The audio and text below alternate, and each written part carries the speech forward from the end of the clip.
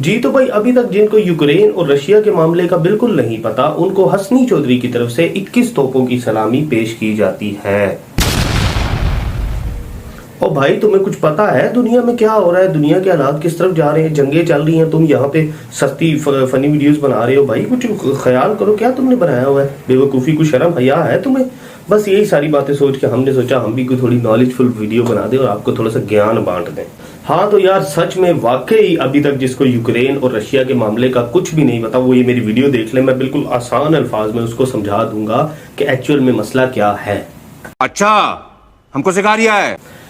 Actually में दोस्तों हुआ ये कि वर्ल्ड वॉर सेकंड के बाद दुनिया में दो बड़े जिन रह गए, दुनिया में दो बड़ी ताकतें वजूद में आ गई या रह गई। एक ताकत थी सोवियत यूनियन, दूसरी ताकत थी यूरोपियन यूनियन। सोवियत यूनियन में शामिल थे, आपकी सबसे बड़ा हेड था जो उसको हेड कर रहा था वो था रशिया। उसके अलावा ये सारे जो कंट्रीज हैं जिसमें 15 रिपब्लिक स्टेट्स शामिल थी, वो ये रशिया के साथ जुड़ के इन्होंने एक यूनियन बनाई थी। उसमें ये उज़्बेकिस्तान, यूक्रेन, अजरबैजान, ये ताजिकिस्तान, ये सारे इसमें आया करते थे।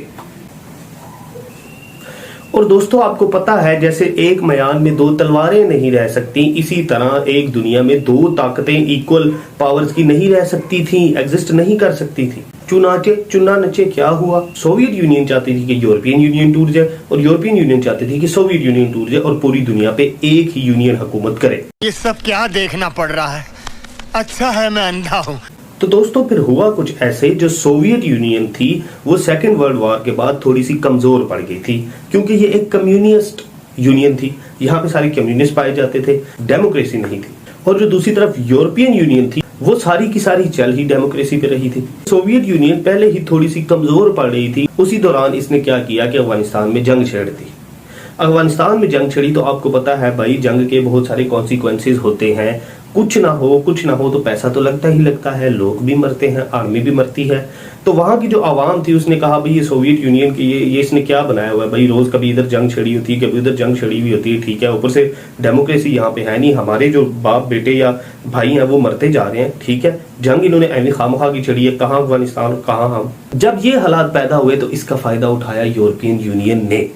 सोवियत यूनियन के हालात इतने खराब हो गए कि वहां की जो रिपब्लिक्स उसके साथ जुड़ी हुई थी, 15 रिपब्लिक्स जो उसके साथ जुड़ी हुई थी, आहिस्ता आहिस्ता उन्होंने ये डिमांड करनी शुरू कर दी कि भाई हमें सोवियत यूनियन से अलहदा होना है और हम एक इंडिपेंडेंट कंट्री चाहते हैं। तो दोस्तों जब ऐसे हालात पैदा हो चुके थे तो रशिया ने भी यही चाहा, भाई अभी तो मैं खुद बहुत ज्यादा परेशानी में फंसा हुआ हूँ, ठीक है, बहुत ज्यादा डेफिसिट में जा रहा हूँ, अवाम जो है वो मेरी मुखालिफ होगी, उधर से मैंने अफगानिस्तान में जंग छड़ी हुई है, तो क्यों ना मैं ये जो कंट्रीज आज़ादी मांग रही है इनको तो आज़ादी दूं, कहीं से तो मैं जान छुड़ाऊं, मतलब किसी साइड से तो मुझे रिलीफ मिले।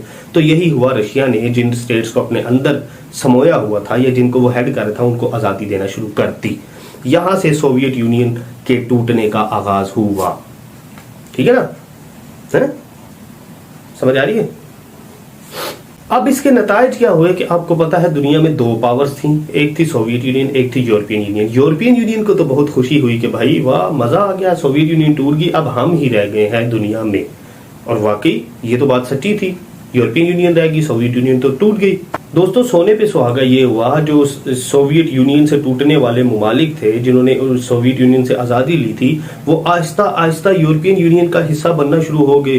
सोचो कितना बुरा लगा होगा रशिया को, मेरे बच्चे हो सारे, ठीक है, तुम्हें मैंने पाला है, इतना जवान परवान चढ़ाया है, अब तुम बालिग होके यूरोपियन यूनियन का हिस्सा बन रहे, ये कैसे हो सकता है? तो भाई मोस्ट ऑफ द जो कंट्रीज थी जो सोवियत यूनियन से टूटी थी वो तो बन गई यूरोप का हिस्सा। जो यूक्रेन था, बात आती है यूक्रेन पे, जो यूक्रेन था वो रह गया था आज़ाद।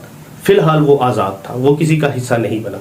अब यूक्रेन क्योंकि रशिया से ही टूटा था, यूक्रेन ने अभी यूरोपियन यूनियन में शामिल होना था, पर रशिया ने कहा भाई ये क्या यार, यही आखिरी मेरा एक बेटा रह गया, इसको भी मैं उधर छोड़ दूं। इसीलिए रशिया ने कहा भाई तुम जो वहां पे जाके घुसने लगे हो यूरोपियन यूनियन में दूसरी ताकत में, भाई तुम मेरे बेटे थे, ठीक है, तुम किस तरह उधर जा सकते हो? तो रशिया ने यहाँ पर कब्जा करना शुरू कर दिया। दोस्तों ये सादा सी स्टोरी है जो कि सोवियत यूनियन से स्टार्ट हुई और आज यूक्रेन पे आके खत्म हो रही है। अच्छा ठीक है, आपको समझ तो लग गई होगी। सोवियत यूनियन, उसके हिस्से टूटे, दूसरी ताकत में जाके शामिल होने लगे, रशिया को इसका बहुत दुख हुआ। जो शामिल हो गए वो तो हो गए, जो रह गया रशिया ने कहा भाई इसको तो मैं अपने अंदर लूं, मतलब इसको तो मैं संभालूं, तो कुछ ये स्टोरी है। बाकी और भी अगर आपको किसी किस्म का क्वेश्चन चाहिए तो भाई आपका हाजिर, आप कमेंट्स में यू कैन आस्क, ठीक है। तो बाकी फनी वीडियोस चलती रहेंगी भाई, वो तो हमारा दिलो जान से हमारा प्रोफेशन है ना। तो ये आपको उम्मीद है मेरी वीडियो पसंद आई होगी, तो सब्सक्राइब माय चैनल।